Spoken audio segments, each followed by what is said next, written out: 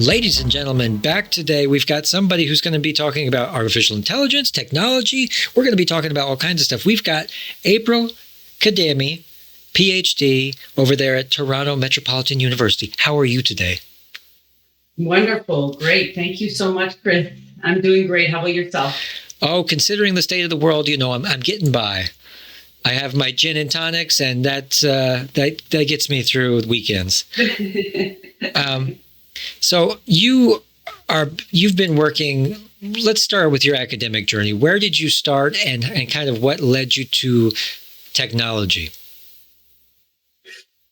So my dad and my brothers are both engineers, and so I think I really got introduced to mathematics and engineering through them.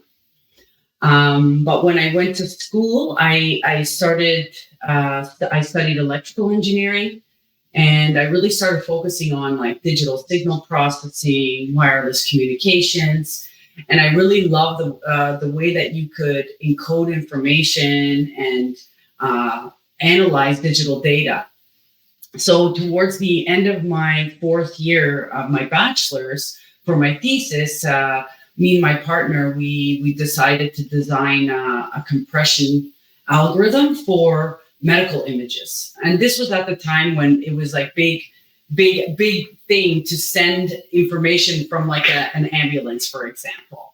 And so, and it wasn't cell phones, it was PDAs. So that's obviously putting a date on myself here a little bit, okay? But it was one of the first like applications where you could use algorithms, prepare them for transmission, and we used Wi-Fi wireless link to transmit it. And our whole thing was wireless telemedicine. And so from that point, I had learned that you could read images into software programs and start to analyze them and do things with them. And I honestly fell in love with that concept. I love the mathematics between signal processing, image processing, artificial intelligence, but then I also really love biology and medicine. And it's really like kind of a nice way to merge your engineering skills with a chance to impact a lot of people, because healthcare concerns really everybody. Yeah. So that kind of drove me to that. And then I took my master's, and I studied the same thing. And so this was back in the day when, the biggest data sets you worked with were like 50 images or something like that. And now we're working with like 500,000 images. And, so it was a new field, basically. Like there wasn't a lot of work in it. And, but it's very interesting because you can basically treat an image like a 2D mathematical function. And then you can use algorithms that process those images, that apply math to do different things. So you can, for example, take the derivative to find edge information in your image. And so it was like a little bit, I found it beautiful, actually. I was like, you can apply these mathematical tools to understand relationships in images. And so that's kind of what led me down to do my PhD. I did my PhD at the University of Toronto. And then I studied, I developed tools mainly for the brain. And do you want me to tell you like how I got to this point today? Please do. And also, is there plenty of low-hanging fruit left in this field too? Is there still more to be done? Oh my goodness. I do not have a shortage of problems that I need to solve. And I was saying that the other day because, when IBM Watson promised that they were going to revolutionize medicine and then it failed, everybody got really excited and we thought, oh, it's done. Everybody thinks it's going to be automated. And then it was a big womp womp when it failed catastrophically. It didn't work as it intended. And so I think we're getting there, right? But it's a hard problem to solve. So it's not like everything will be solved. All the problems, all the clinical problems would be solved using, the tools. A lot of them are very domain specific, scanner specific, disease specific.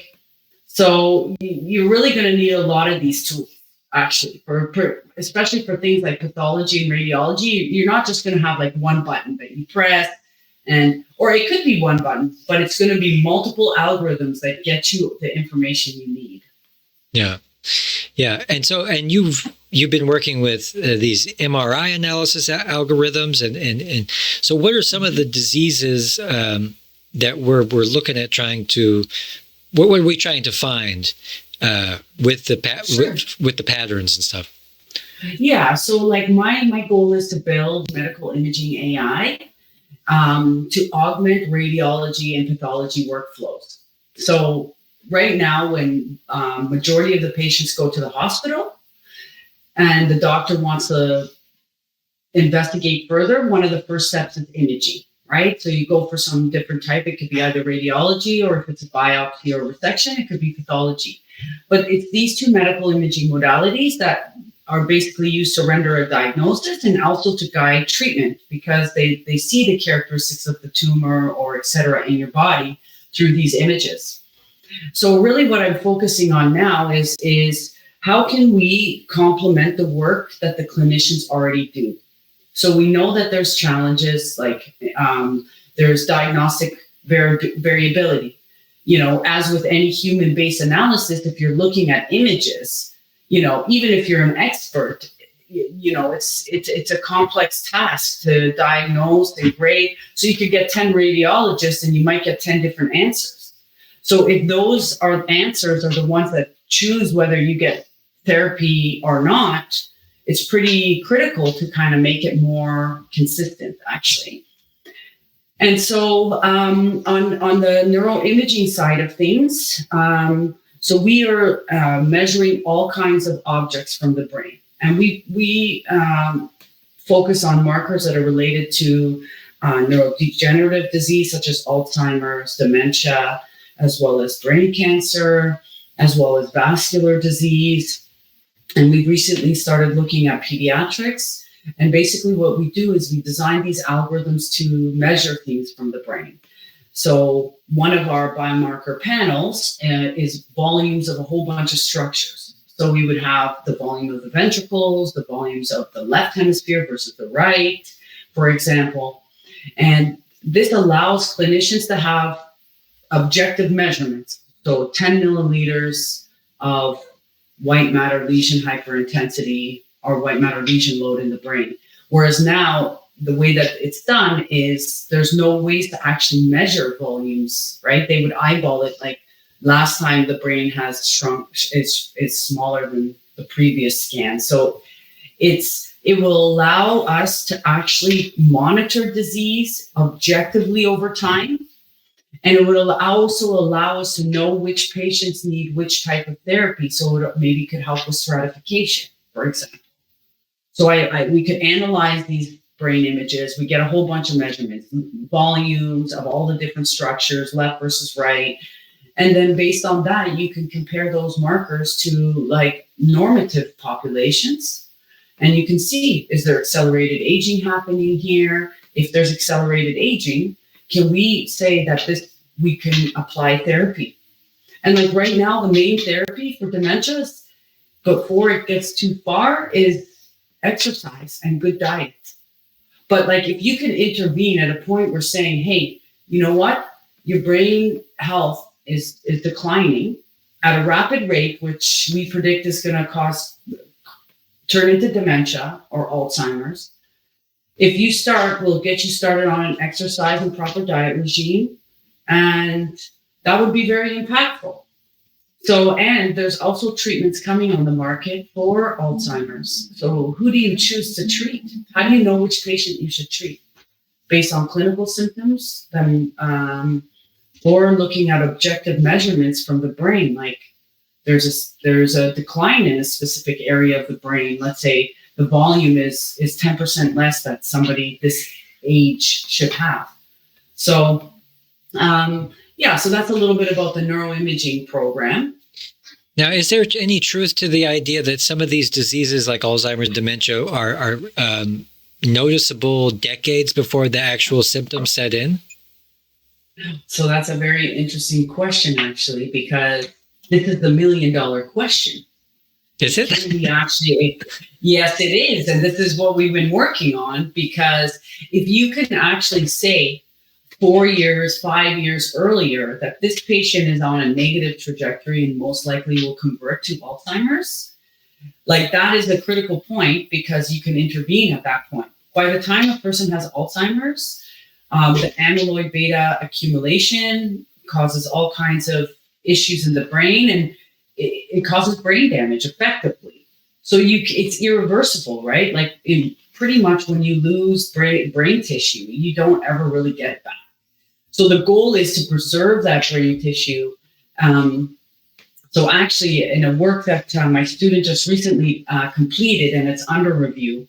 So we use all kinds of different AI tools that we've been developing over a number of years to analyze a huge dementia cohort from, I think, 100 centers, multiple. It's a really big analysis.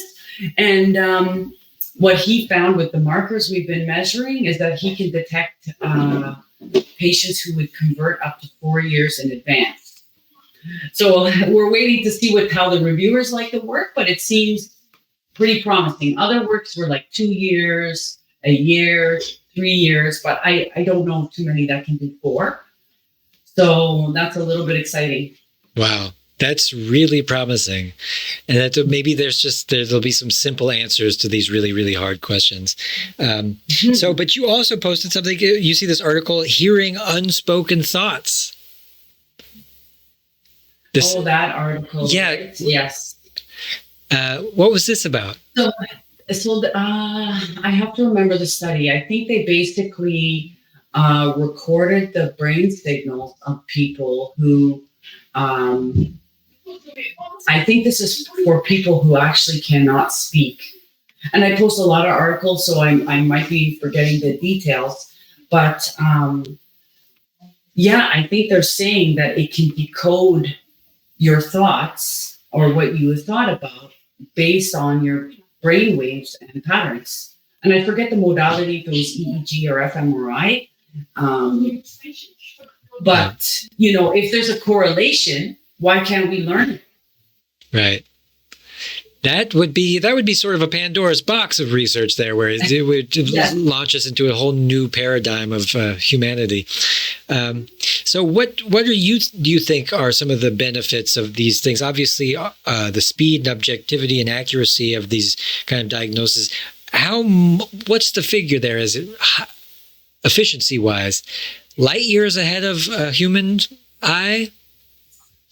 Well, that's a very interesting question. And this is something that the companies all really want to measure, because they want to say, I can make your radiologists 10% faster.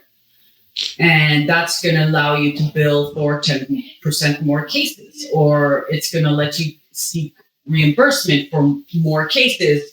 They also come at it from physician burnout, and et cetera. But companies are really looking for this ROI, because they need to go to sell these, and there has to be a business case. Yeah. So in digital pathology, which is looking at cells and tissue under magnification. Okay. So for a long time, 100 years, it was done using just microscopes, so analog. And in the last several years, they've created scanners that can digitize these tissue specimens and make digital images from it. But it's like super high resolution, because they need to image cells. So you can see blood cells, tumor cells. So the images are like 100,000 by 100,000. Wow. So basically in that field, they have been trying to make digital analysis, like even just human interpretation, using the digital images they've been trying to show that it'll make clinicians faster for I don't want to say 10 years, but we're getting there. So I don't know if just implementing digital technologies improves turnaround time.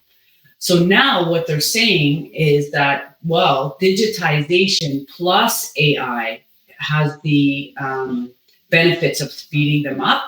And it's actually creating a business case for digitization, because we have all these algorithms, we can help speed up your team. And and we also conducted a study. So we actually conducted a study using one of our AI tools where we integrated it into a viewer, and we asked the pathologist to review an image that they normally grade on their daily basis by itself, and another time with the actual overlay and the information extracted from the AI. And they were allowed to either accept the recommendation or modify, etc. And we saw that it marginally improved their turnaround time, not too much. What do you? So I think. Yeah. Why? I think, first of all, pathologists and some of the even radiologists are not used to this tech. So there's a human factor approach here. So I think there's a little bit of that, because maybe the pathologists don't 100% trust the technology yet. So they verify the algorithm results. Like they actually still scan the image and look and see whether they're going to accept it. So for those kind of things, you need to help develop trust and confidence in the tools. And some of the way to do this is through like explainable approaches, like visuals. So like one of the algorithms, we detected a bunch of nuclei and we computed a metric from it. Instead of just giving them the metric, we showed them the nuclei that was detected to determine that metric. So you have to kind of help them embrace this technological revolution, if you will. Mm-hmm. Green means cancer, so there you go. It's easy for you to spot then. Yes. So you also are a teacher, is that right? Yes. So you're an associate professor. That's the title. What's the teaching like, and what's sort of the lessons that you're teaching, your teaching philosophy? Yes. So I teach. I teach mainly in the signals and systems stream in the biomedical engineering department here. So we're actually electrical, computer, and biomedical engineering department, but I'm a professor mainly in the biomedical engineering program. So people who graduate from programs, the classes that I teach, get an accredited engineering degree in biomedical engineering. So and I teach, I teach anything around algorithms, really. So I teach some of the first principles, like one class is called Signals and Systems 2, and it really teaches them the mathematics of how you manipulate signals, how you model them, how you, characterize specific things. But it's more of I would say it's an applied math course. And then, but for the lab portion, they basically read in their own biomedical signals. We have a whole bunch of technology that we use for their own biomedical ECGs, EEGs, and then they design algorithms to detect something. And so this is where part of my, I guess, as you were saying, is my teaching philosophy is that you really have to, as an engineer, you need to learn the theory, the mathematics, the rigor, but you also need to get your hands in there. So you need to do practical, open-ended design questions that allow students to try and solve the problems without having like a back of the textbook kind of solution manual. Because that's engineering. You're given a problem and they're saying, go and find out how to fix this, basically. And you can't Google it most of the time. Maybe now with ChatGPT, you can do it. But at least before, like to solve problems requires a kind of system design approach. You have to basically take the big picture, break it down into subcomponents, analyze how each individual component works, and you have to come up with tests to make sure that these components work. So that I also teach another class which has similar principles, medical image analysis. And in this class, we learn how to apply these image processing tools on medical images like mammograms, MRIs, and it's the same thing. The labs are very design oriented and practical focused. This is what you're supposed to do, solve this problem. And And the students seem to really enjoy it, actually, and say that they learn a lot from that kind of, it's like a merging of the theoretical and the practical, the applied aspect of what we do. Do the students have a fairly good grasp on the idea that what they're doing is important, that drives some kind of passion with them? Do you see that in some of the students? I do. I do. And that's kind of very invigorating and motivating for me as a professor, but I would say a lot of the students are, especially the ones, and it's actually directly correlated, in my mind at least, to their grades. Students that love it and are passionate about it, they really like to learn. That is what I notice is the difference. Like, even if they have a little bit of spare time, they'll go and look up how to do some coding or reconfigure something. They always want to learn more. Yeah. I mean, you have this different background, but do you ever have to consult with somebody like a neurologist to get his opinion? Or are you becoming kind of a neurologist on your own just from studying these images so much? Oh, no. I definitely lean on my clinical collaborators 110%. It's a multidisciplinary team. We have neurologists, neuroradiologists, pathologists, oncologists, statisticians.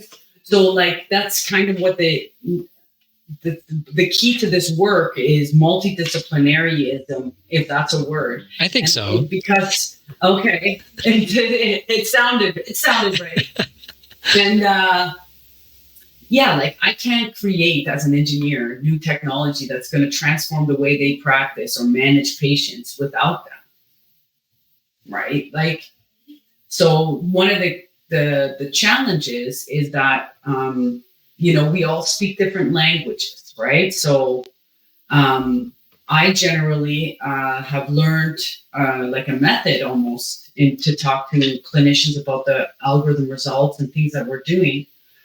And then they tell me what the results mean. Sometimes we'll look at images together. They tell me, so I learn a lot about the biology, the patient care aspect, the neuroscience, the cancer, from them. But I won't, for example, tell them I used a recurrent neural network to XYZ. I show them the result, basically the output of my system. Yeah. And sometimes I can tell them, we're having challenges and we need to modify some stuff still, but I usually don't get into it too much. Right. I think it would just if you're an expert, which you are, I mean, a lot of stuff, even if in colleagues in different fields, it might just go right over the head.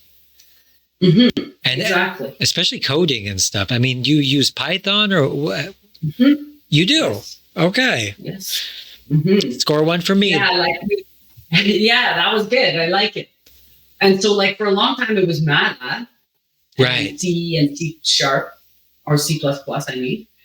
And but now all the AI tools are very easily implemented in Python. Where do these data sets come from? So these are also from clinical collaborations, and I take part in national networks that give access to data. So yeah, and if you have clinicians that are excited, they want to work with scientists to do stuff with the data, because there's a lot of data out there, but it's just kind of sitting there. So so it's through great clinical collaboration, some national bodies that I'm part of that gets me access. I've even purchased data. Wow. It's becoming more robust though. When I started, I told you, my PhD, I think I had 25 patients, and that was pretty big in the field. But now, we're our breast cancer pathology data set is millions or billions of patches, and the neural program is 500,000, 500,000 images. It's just growing all the time. Yeah. So. Can imagine what it was at the turn of the century. Medical imaging was just one guy smoking, looking at an X-ray, going, yeah. Yes, 500,000 images in a day, and you're having actually a computer do all the looking. So it's actually pretty exciting for, helping people cure these kind of ailments and stuff. So you also I have to ask about science in general. It seems like science can be done good, science can be done bad. Did you read also this article about Raphael Luke and what happened with, because I read this a few weeks earlier, and I know that this fellow was writing every week or something, he was publishing a new scientific article. And then is it really difficult to is it difficult to get published? And then what's it like trying to get credibility to, the peer review process? I don't know anything about this. Oh, it's exhausting. If you want the truth, it's exhausting, the whole process. So yeah, like publishing one a week, usually research is an accumulation of several months, if not years of work. Okay. So at least if you want to do something good, sometimes there's low hanging fruit that you can kind of score big with, but most of the time. So, this implies that I guess from that article, so sometimes there are collaborations. So sometimes multidisciplinary collaborations, like the clinicians in my papers might also be on multiple other papers because I'm running the research and they're collaborating, but they still deserve authorship because they did contribute to the work. But I was the PI on it, for example. But so the main thing is you want to get your work in the top journal and conferences. And, what is top is usually determined by impact factor. So how many times is this cited in a month? They'll say how many of their papers are cited in a month. And what this ultimately translates into, or as a result of, is the review process. So the more stringent and picky and difficult the peer review process is, generally are the higher kind of impact journals, because they don't necessarily let everything in, and it's more widely used by the community. But it's changed since the pandemic. Yeah. Interesting. And I mean, obviously, I've interviewed other academics, and they have said that sometimes it's politics and sometimes there's corporate influence in science too. Do you agree with that? Yeah, thankfully, I haven't had any of that, corporate influence, because that sounds a little bit messy. But yeah, I do think that there is some politics, and especially now for upcoming researchers, right? So I'm kind of mid-career now, so I'm feeling a little bit more comfortable. But when you're up and coming and you come up with something neat that kind of infringes on somebody else's work and you want to publish it, most of the time, the people that you infringe sounds sinister. It means you've innovated in the same space or have made an advancement in something they've been working on, right? And so sometimes those are the people that review your article. So they look at new PIs maybe as more junior, not trusting, or they want to shut it down. And even if you're mid and senior, if your competitors are reviewing your articles or your grants, it's known that there's a lot of this in the back. So they basically have tried to start going to double blind review process. Okay. Where it's anything in the paper is completely anonymized for the authors. So no institution, no email. Even if you want to talk about my previous works, you would have to say previous works. You would never be able to link in any way your work to who you were. And it's already blind. You don't know the reviewers. So you think that'll work? So I think it's a way forward for sure. And it but not everywhere does it yet.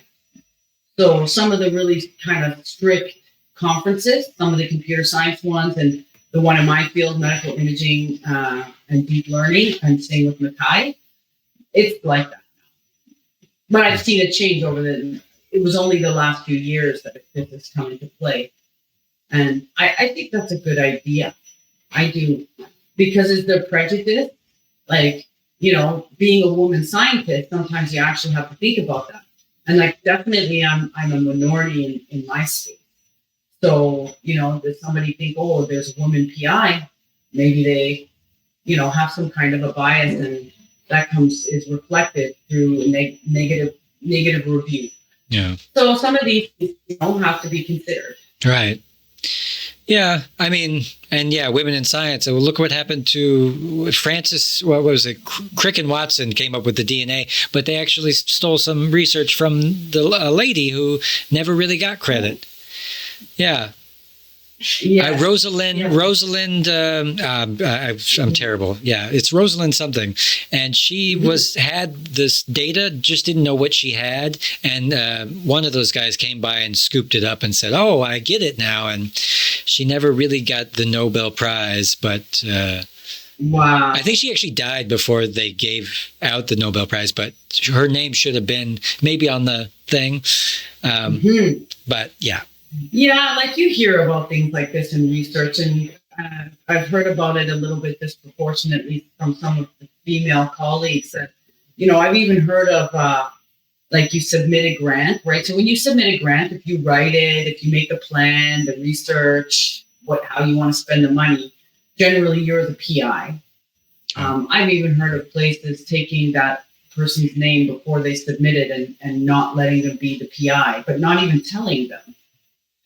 So, like,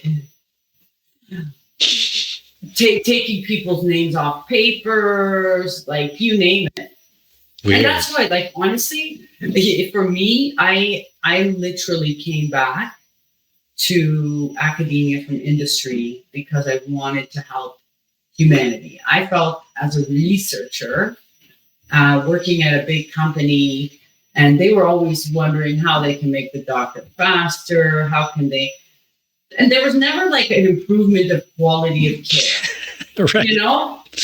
And so that bothered me, and I said, like, at least then as a professor, you can choose the problems you want to solve. And, but part of this is having great collaborators, right? Like you don't want to be dealing with situations like that all the time when it really takes away from your productivity and, Yeah, it's terrible that we have to go through that. Especially you're in America. In Germany, we still have the for-profit healthcare and stuff, but it's gone a little sideways in America as far as it's not about quality so much as it is about profit. And so, So what can I ask? What industry were you working in before? So I was working on literally trying to create AI tools for breast cancer pathology and how to commercialize them. Oh, wow. So this was like, and this is why they were ahead. It was like maybe 10 years ago, I guess. And they were really thinking about it. And it was funny because the tools we used were so rudimentary. We just had a couple of images and all that. And, but like, so I started by analyzing like where areas, because when you want to integrate a new tool into healthcare, right, you actually have to see what kind of pain point it's addressing. You can't just say, hey, I developed something fancy, go and start using it now. So, and the three kind of places are access. So you want to improve technological or healthcare expertise access. The other one is efficiency.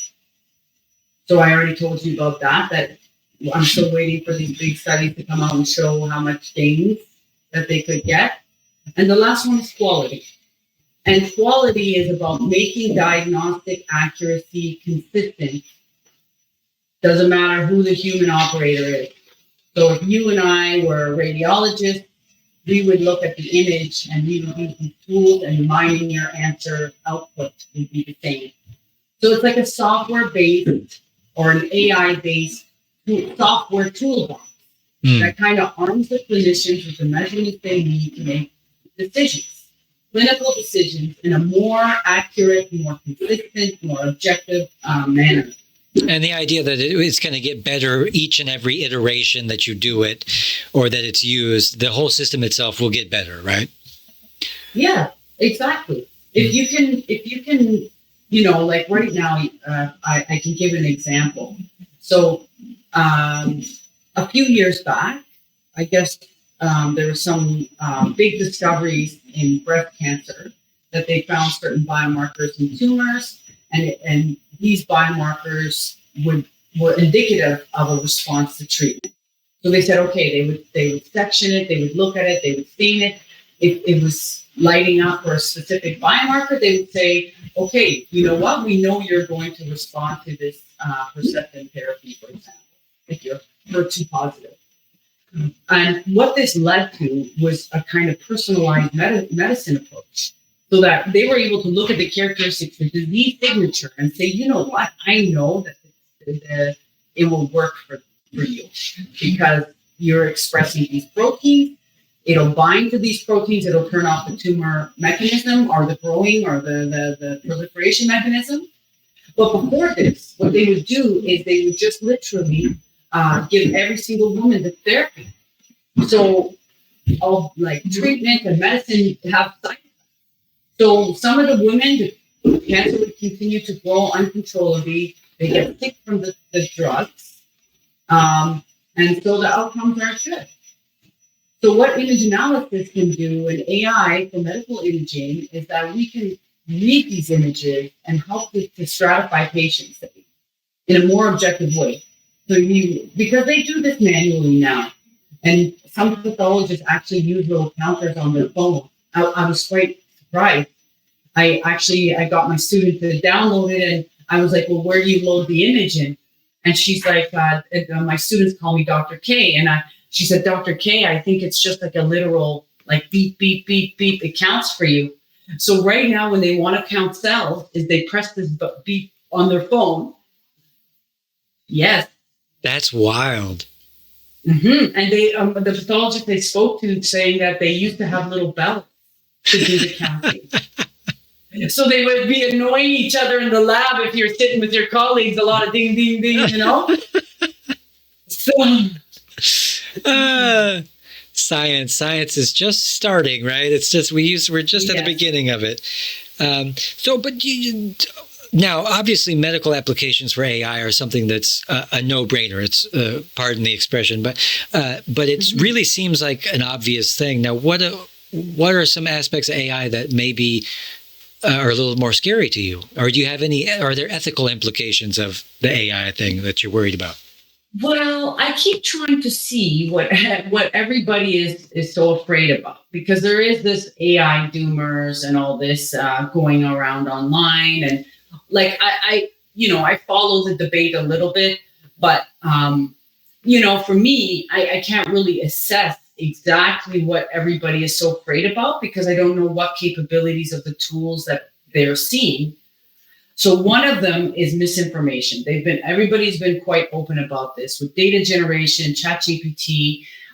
You can really create data that's so realistic that people will believe them. And so that's going to be a huge problem. Okay.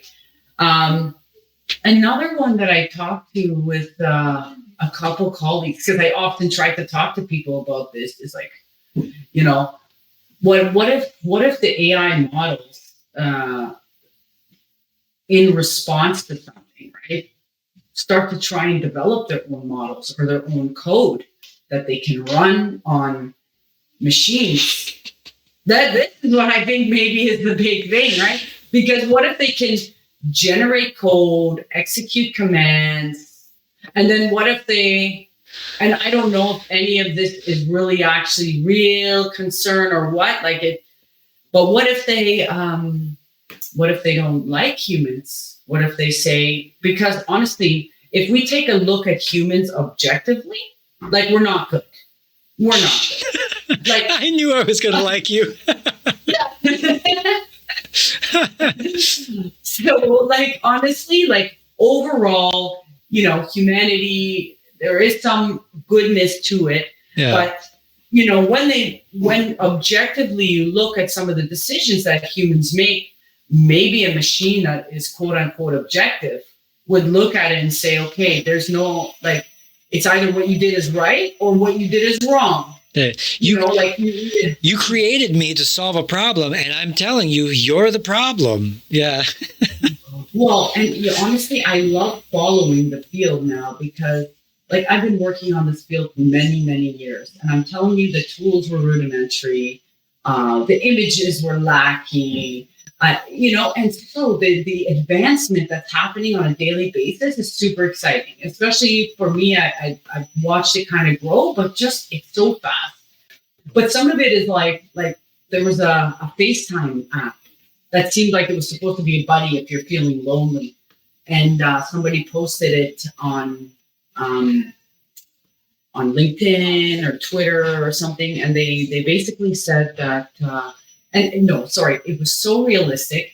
I think it was a generated face, and she was just chatting, and he was chatting to her. She's like, hey, what do you do? She's like, I studied art and engineering in Florence. And then, so they go on and talk about food. And then towards the end, he says, are you an AI? And she's like, yes, I am an AI. He said, but you said you studied at Florence art and engineering.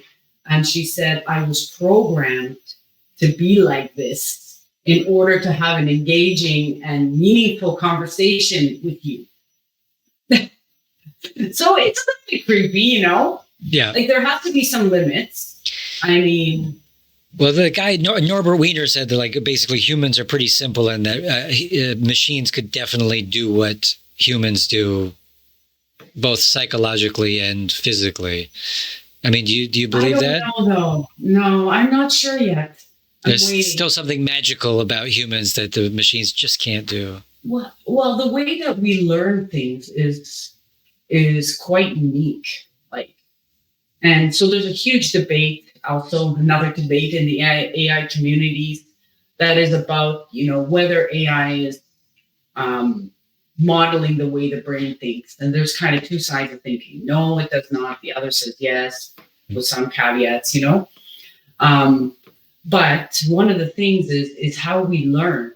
Like, we can see something one time and be able to recognize it in all different shapes and forms and sizes and lighting conditions later. Whereas what we need to do with these deep learning algorithms now is we need to feed it a lot of data in order for it to learn what we want it to see. So, like, this is what people are sometimes analyzing. Well, how do children learn how to speak, right? Like, are AI models capable of that? And so right now, AI models, there does seem to be, like, they do prediction, but there does seem to be something a little bit more. And I to be honest, I'll say in full disclosure, I'm not exactly 100% how all the technology works. It's happening so fast and so many changes. But like the last GPT-4, I think they said that there was something more in there, like a reasoning kind of engine. It wasn't just a large language model that was aimed to predict the next word, for example. Yeah. See, because there was like one of the first chatbots ever created was a simple thing where it was just basically asking questions back. It didn't have any machine learning algorithms at all. So this is what scares me, is that we don't even need it to be as intelligent as it really could be in order to satisfy us. Help us. Yeah. Yeah. I know. Like, that's why I think everybody got really excited about AI and how it was going to transform many industries. Yeah. But like, sometimes we don't necessarily need like AI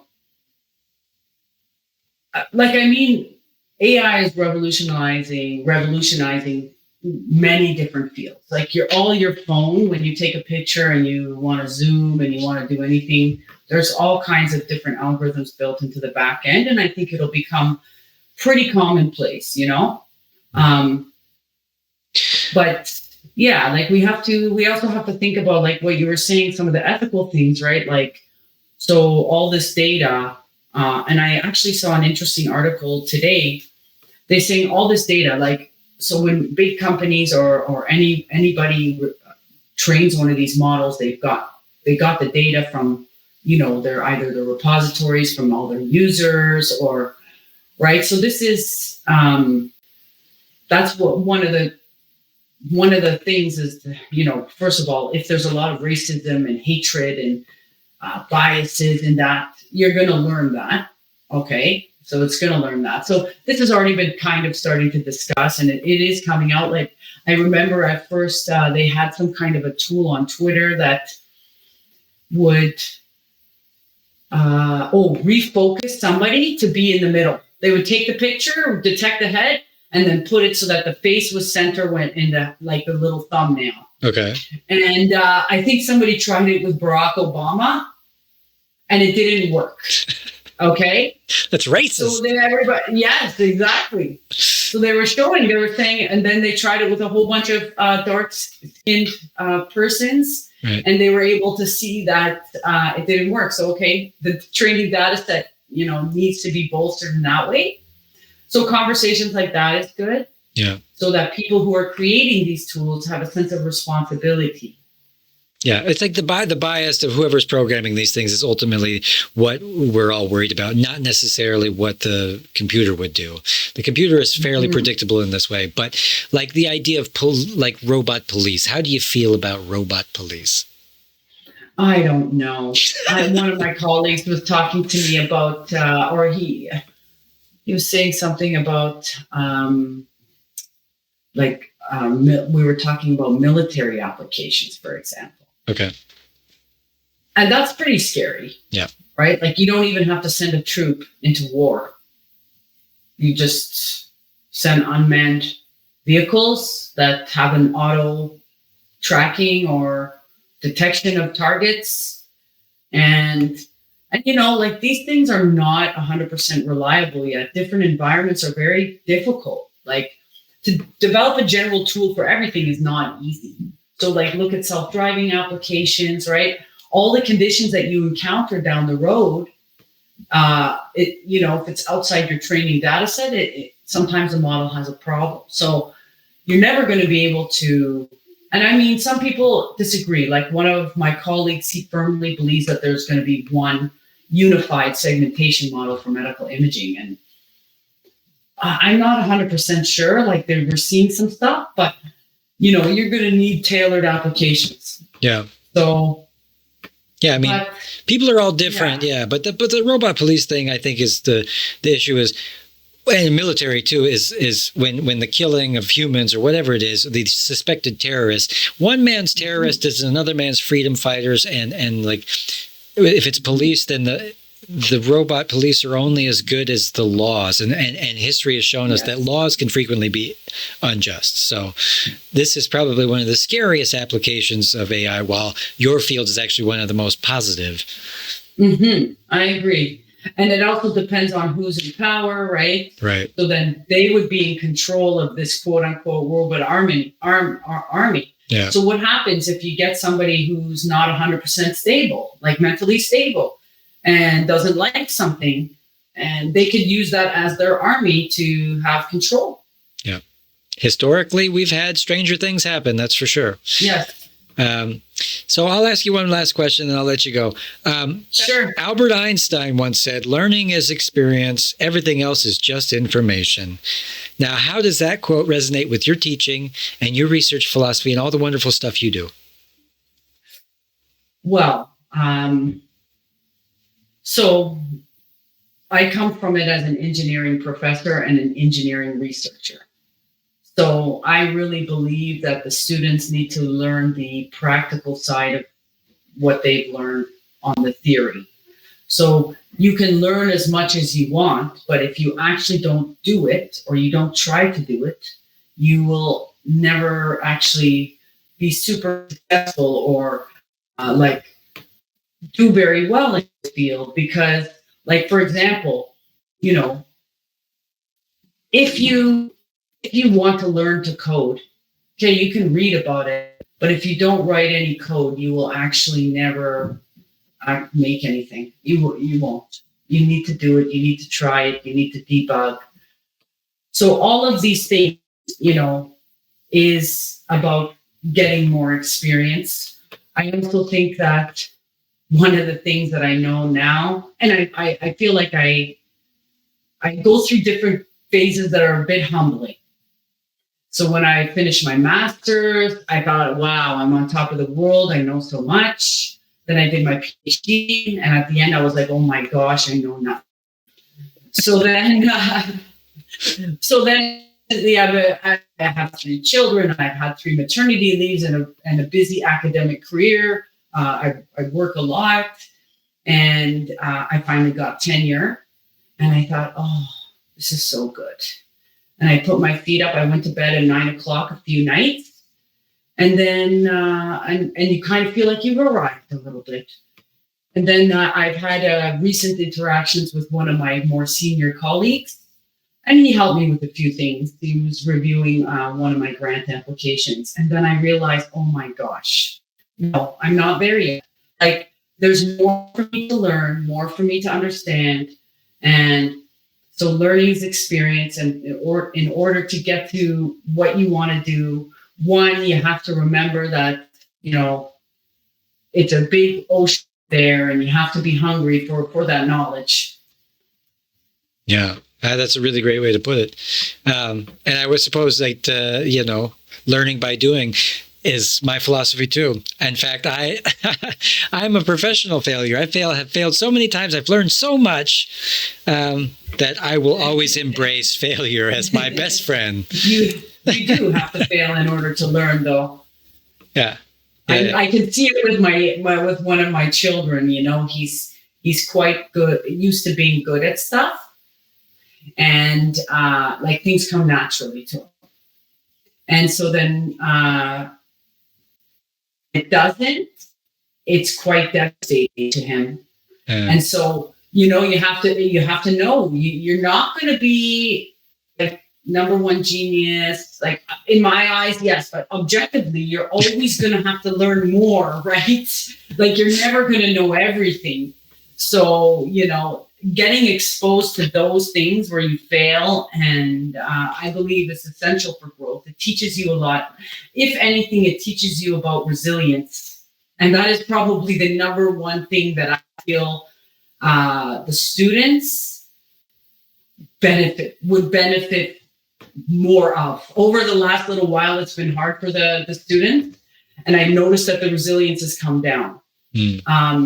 This last semester has been a little bit better, I think, but resilience is the main thing because engineering is hard. There's no Googling the answer. And you have to wake up every day with a renewed sense of passion because it's so hard. You don't know what the answer is. And you have to find new ways to try and innovate and find the answer. And if you're not resilient, it will be very difficult to study engineering, basically. Yeah. And some of the best are probably their baseline always just like a little bit frustrated because you should always be in a constant state of failing and then thinking, oh God, what did I do? I could do better here. Right. Yes. Yeah. Yes. Well, look, we're going to have you back. We're going to check in with you and make sure you're still saving the world in a few months. April Khademi, wonderful human being, professor down there at Toronto Metropolitan University. She is a Ph.D. She knows her stuff, and she's going to be saving your life maybe in the near future. Is there anything you want to add before we sign off? No, that's wonderful. It was great to meet you, and thanks for having me, Chris. All right. Well, we'll say goodbye to everybody. We'll talk after. Bye, everybody. Bye.